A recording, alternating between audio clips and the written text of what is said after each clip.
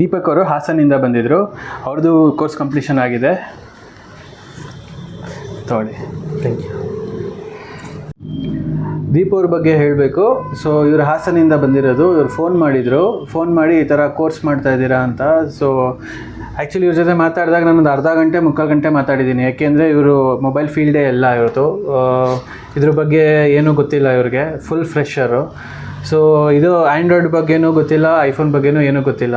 ಹಾಗಾಗಿ ಅರ್ಧ ಗಂಟೆ ಫೋನಲ್ಲಿ ಮಾತಾಡಿ ಈ ಥರ ಇರುತ್ತೆ ಫೀಲ್ಡ್. ಬಿಕಾಸ್ ಒಂದು ಫೀಲ್ಡಿಂದ ಇನ್ನೊಂದು ಫೀಲ್ಡಿಗೆ ಶಿಫ್ಟ್ ಆಗಬೇಕಾದ್ರೆ ತುಂಬ ಆಲೋಚನೆ ಮಾಡಬೇಕಾಗತ್ತೆ, ಟೈಮ್ ಕನ್ಸ್ಟ್ರನ್ ಇರುತ್ತಲ್ಲ, ಅದಕ್ಕೋಸ್ಕರ.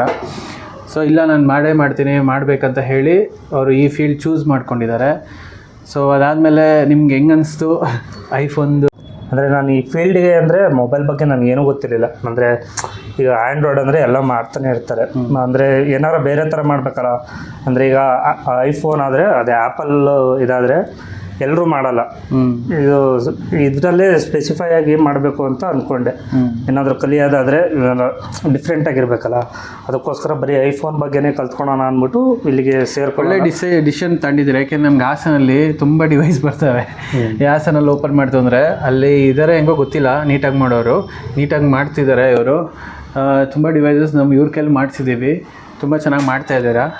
ಸೊ ನಿಮಗೆ ಈಗ ಅಂಗಡಿ ಇಡಬೇಕು ಅಂತಿದ್ದೀರಾ ಅಲ್ಲಿ, ಅಥವಾ ಅಂದರೆ ಇವಾಗ ಏನು ಇಲ್ಲಿ ಬಂದಿರೋದ್ರಿಂದ ಒಂದು ಕಾನ್ಫಿಡೆನ್ಸ್ ಬಂದಿದೆ. ಈಗ ಏನಾರ ನಾನು ಶಾಪ್ ಓಪನ್ ಮಾಡ್ಬೋದು ಅನ್ನೋ ಕಾನ್ಫಿಡೆನ್ಸ್ ಇದೆ ನನಗೀಗ. ಅಂದರೆ ಏನೇ ಡಿವೈಸ್ ಬಂದ್ರೂ ಇವಾಗ ಏನೋ ಒಂದು ಪ್ರಾಬ್ಲಮ್ ಬಂದಿದೆ ಅಂದರೆ ನಾನು ಸರಿ ಮಾಡಿಕೊಡ್ತೀನಿ ಅನ್ನೋ ಕಾನ್ಫಿಡೆನ್ಸ್ ಇದೆ.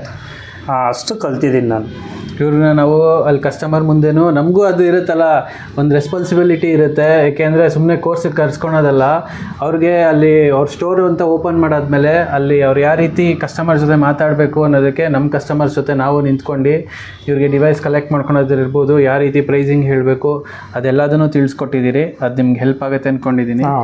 ನೆಕ್ಸ್ಟ್ ಬಂದು ಅದೇ ಮಾಡ್ತಾನೆ ಬರೋದು. ಖಂಡಿತವಾಗ್ಲೂ ಒಂದೇ ಸತಿ ಇವರು ಸೂಪರಾಗಿ ಮಾಡ್ತಾರೆ, ಯಾವುದೇ ಡಿವೈಸ್ ಕೊಟ್ಟರು 100% ಮಾಡ್ತಾರೆ ಅಂತ ಹೇಳಲ್ಲ ನಾನು. ಪ್ರಾಕ್ಟೀಸ್ ಮಾಡಬೇಕು, ಇನ್ನೂ ಮಾಡ್ತಾ ಬರುತ್ತೆ. ಬಟ್ ಈಗ ಒಂದು ಸ್ಟೋರ್ ಇಟ್ಟು 100% ಇವರು ಮಾಡ್ತಾರೆ ಅನ್ನೋ ನಂಬಿಕೆ ನನಗೂ ಇದೆ. ಆ ಥರ ಏನಾನ ಇತ್ತು ಅಂದರೆ ಹೆಲ್ಪ್ ಮಾಡೋಕ್ಕೆ ನಾವು ಖಂಡಿತವಾಗ್ಲೂ ಇರ್ತೀರಿ. ಮತ್ತು ಬೇರೆ ಏನಾನ ಹೇಳಬೇಕು ಅನಿಸಿದ್ರೆ? ಬೇರೆ ಏನಿಲ್ಲ, ಅದೇ ಇನ್ನೂ ಅಂದರೆ ಈಗ 1 ಮಂತಿಗೆ ಈಗ ಸ್ಟಾರ್ಟಿಂಗ್ ನಾನು ಇದರಿಂದಲೇ ಕಲಿತಿರೋದಲ್ವಾ. ಅಂದರೆ ಇನ್ನೂ ಎಕ್ಸ್ಪೀರಿಯೆನ್ಸ್ ಆಗಬೇಕು. ಅಂದರೆ ಇನ್ನೂ ಒಂದು ಸ್ವಲ್ಪ ದಿವಸ ಇದ್ಬಿಟ್ಟು ಪೂರ್ತಿ ಕಲ್ತ್ಕೊಂಡು ಹೋಗಬೇಕು ಅಂತ ಅಂದ್ಕೊಂಡಿದ್ದೀನಿ. ಅಂದರೆ ನಿಮಗೆ ಈಗ ಕೋರ್ಸು ಅಂದರೆ 1 ಮಂತ್ ಇದೆ ಅಂದರೆ 1 ಮಂತೇ ಅಲ್ಲ, ಇನ್ನೂ ಸ್ವಲ್ಪ ದಿವಸ ಇದ್ಬಿಟ್ಟು ಪೂರ್ತಿ ಕಲ್ತ್ಕೊಂಡು ಹೋಗಿ ಅಂತ ನಾನು ಹೇಳೋದು ಇಷ್ಟಪಡ್ತೀನಿ.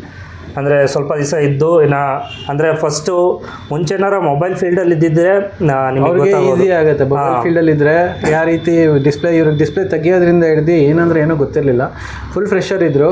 ನಾನು ಹಂಗಾಗಿ ಇವ್ರ ಹತ್ರ ಒಂದು ಅರ್ಧ ಮುಕ್ಕಾಲು ಗಂಟೆ ಮಾತಾಡಿದೆ ಫೀಲ್ಡ್ ಶಿಫ್ಟ್ ಮಾಡೋಕ್ಕಿಂತ ಮುಂಚೆ ಯೋಚನೆ ಮಾಡಿ ಅಂತ. ಇಲ್ಲ, ನಾನು ಮಾಡ್ತೀನಿ ಅಂತ ಅವ್ರು ಹೇಳಿದ್ದು ಕರೆಕ್ಟ್. ಹೆಂಗಿದ್ರು ಈಗ ಹಾಸನಲ್ಲಿ ಯಾರು ಆ ರೀತಿ ರಿಪೇರ್ ಮಾಡೋಕ್ಕಿಲ್ಲ ಅನಿಸುತ್ತೆ. ಇದ್ದಿದ್ರೆ ನಮ್ಗೆ ಇಷ್ಟು ಡಿವೈಸ್ ಬರ್ತಿರಲಿಲ್ಲ ಹಾಸನಿಂದ. ಸೊ ಹಂಗಾಗಿ ನೀವು ತೊಗೊಂಡಿರೋ ಡಿಸಿಷನ್ ಕರೆಕ್ಟಾಗಿದೆ. ಅಲ್ಲಿ ಓಪನ್ ಮಾಡಿ, ಒಳ್ಳೆಯದಾಗಲಿ. Okay, congrats.